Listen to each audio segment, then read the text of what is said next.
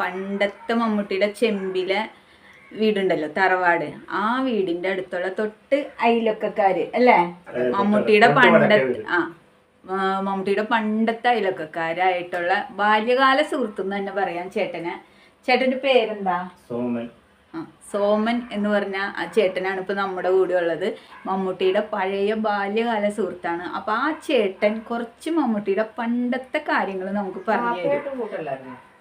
മമ്മൂട്ടി കൊച്ചിലെ വളരെ കലാപരമായിട്ട് വളരെ കഴിവുള്ള ആളാണ്. ഇവിടെ പല രീതിയിലും പുള്ളി ചെറിയ ചെറിയ നാടകങ്ങളിലും പല അപ്പുക്കിളി എന്ന് പറഞ്ഞ ഒരാളുമായിട്ട് വലിയ അവര് പല കാര്യങ്ങളും കലാപരമായിട്ടൊക്കെ ഉണ്ടായിരുന്നു. സ്കൂളിലും അങ്ങനെയുള്ള കാര്യങ്ങളിലൊക്കെ. പിന്നെ നാടകരംഗത്തേക്കുള്ള ചുടപ്പായിരുന്നു രീതിയിലൊക്കെ പുള്ളിക്ക് നല്ല കലാവാസന ഉണ്ടായിരുന്നു. അപ്പൊ ആദ്യം അഭിനയിച്ചത് നാടകത്തിലാണ്. നാടകത്തിലൊക്കെ അഭിനയിച്ചാണ്. അങ്ങനെ നാടക രംഗത്തൊക്കെ അപ്പുക്കിളീനെ അറിയോ? അപ്പുക്കിളിയെ പുള്ളിയുടെ ഏറ്റവും അടുത്ത സുഹൃത്താ. ഇപ്പൊ പുള്ളിയുടെ എസ്റ്റേറ്റില് ജോലി നോക്കുന്ന. അവര് തമ്മിൽ വലിയ അടുപ്പത്തിലായിരുന്നു. സിനിമയിലേക്ക് നേരത്തെ പോലും പുള്ളിക്ക് വലിയ ആഗ്രഹമായിരുന്നു. പുള്ളിയുടെ ജീവിതത്തിൽ തന്നെ ഒരു ആഗ്രഹമായിരുന്നു സിനിമ രംഗത്ത് കയറിപ്പറ്റുന്നത്. നിങ്ങൾ ഒരുമിച്ച് കളിച്ചു വളർന്ന ആൾക്കാരാണ്? ഞങ്ങൾ തമ്മിൽ പ്രായ വ്യത്യാസമുണ്ട്.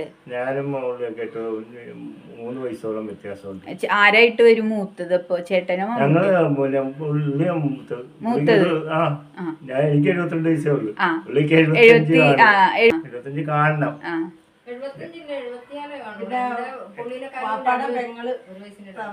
വാപ്പാടെ പെങ്ങള് തറവാടാണ് അപ്പുറം.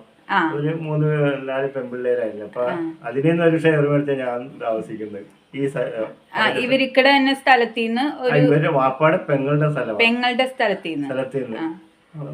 ഈ മമ്മൂട്ടിയുടെ വീട്ടിൽ ഇവര് എത്ര മക്കളായിരുന്നു? ഇവര് 6 മക്കള്. 3 ആണും 3 പെണ്ണും.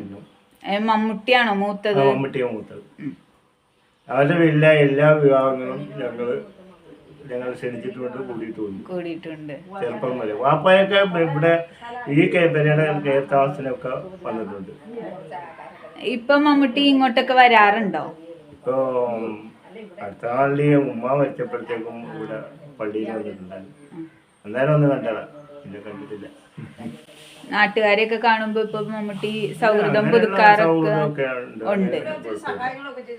ഇവിടെ ഒരുപാട് ആൾക്കാരെ പുള്ളി സഹായിച്ചിട്ടുണ്ട്. പുള്ളിയുടെ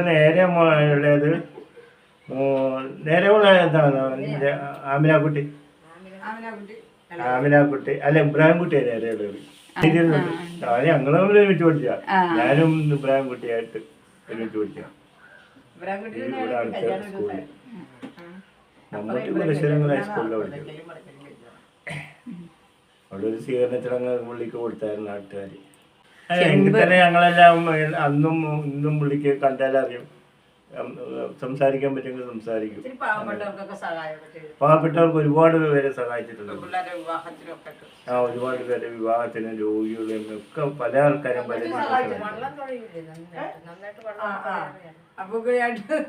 സൗണ്ട് മാത്രമേ ഉള്ളൂ, ആൾക്കാരെ കാണാനില്ലല്ലേ? ആൾക്കാരെ അപ്പുറത്ത് നിന്നിട്ടാണ്. കൈ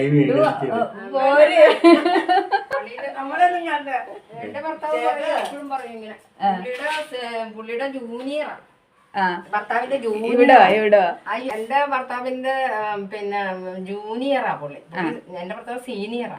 അപ്പൊ കളിയിലും ഇതിലും ഒക്കെ നല്ല ആയിരുന്നു അന്ന് കാലത്ത് തന്നെ, ചെറുപ്പത്തില് തന്നെ. ഇങ്ങനെ പറഞ്ഞു കേട്ടിട്ടുണ്ട്, കണ്ണാടിയുടെ മുമ്പിലൊക്കെ ഇന്ന് ആക്ടിങ് അഭിനയിച്ച് കാണിക്കും എന്നൊക്കെ. പിന്നെ ഞങ്ങളുടെ അവിടെയൊക്കെ എപ്പോഴും പാണിക്കണ്ടത്തിൽ നിന്നും പറഞ്ഞിട്ടുണ്ടല്ലോ, ഒരു വീട്ടില് എപ്പോഴും അവിടുത്തെ പിള്ളേരുമായിട്ട് നല്ല കമ്പനിയായിരുന്നു. അങ്ങനെയൊക്കെ ഞാൻ വന്ന കാലം മുതൽ മമ്മൂട്ടിനെ കുറിച്ച് നല്ല അഭിപ്രായമാണ്. പിന്നെ ഈ മമ്മൂട്ടിയുടെ അനിയനുമായിട്ട് ഈ അച്ചായിയായിട്ട് ഒരു ദിവസമായിരുന്നു കല്യാണം. അതൊരു പ്രത്യേക ഇബ്രാഹിംകുട്ടി. അതെ, ഈ റോഡിന്റെ പണി തീർന്ന് അവിടെ ഒരു കലിങ്കുണ്ടായിരുന്നു. അത് അന്ന് അതിന്റെ 2 ദിവസം മുമ്പ് കൊണ്ടുവന്ന് ആ കലിങ്ങിന്റെ അവിടെ ഒരു ഇത് റെഡിയാക്കി, ഒരു ഇരുമ്പ് പാലം പറ്റി. അത് നല്ലൊരു ഓർമ്മയാണല്ലേ? അത് ഞങ്ങൾ 2 പേരുടെയും വിവാഹം ഒരു ദിവസമായിരുന്നു. അങ്ങനെ ഒരു പ്രത്യേകത ഉണ്ടായിരുന്നു. കാരണം അവര് എന്നായിരുന്നു ആ വിവാഹ ദിവസം എന്ന് ഓർമ്മയുണ്ടോ? ആ. 84 ജനുവരി 22. 1984 വെഡിങ് ആനിവേഴ്സറി. മമ്മൂട്ടിയുടെ ഉമ്മ കഴിഞ്ഞ ദിവസം മരിച്ചില്ലായിരുന്നു. കഴിഞ്ഞ ദിവസം അല്ല, അല്ല, ഈ ഒരു അടുത്ത് കൊല്ലം കഴിഞ്ഞു, ഒരു കൊല്ലമായോ? ആ. ഒരു കൊല്ലമായോ? അപ്പൊ ഈ പള്ളിയിലെ അടക്കം അതാ അവരെല്ലാം ഇങ്ങോട്ട് തന്നെ കൊണ്ടുവരുമല്ലേ? ഈ പള്ളി അവര് ഇവിടത്തെ മെമ്പറാണ്. മമ്മൂട്ടി വന്നിട്ടുണ്ടായിരുന്നല്ലോ അല്ലേ? അല്ലേ? അങ്ങോട്ടുണ്ടായിരുന്നു. അങ്ങനെ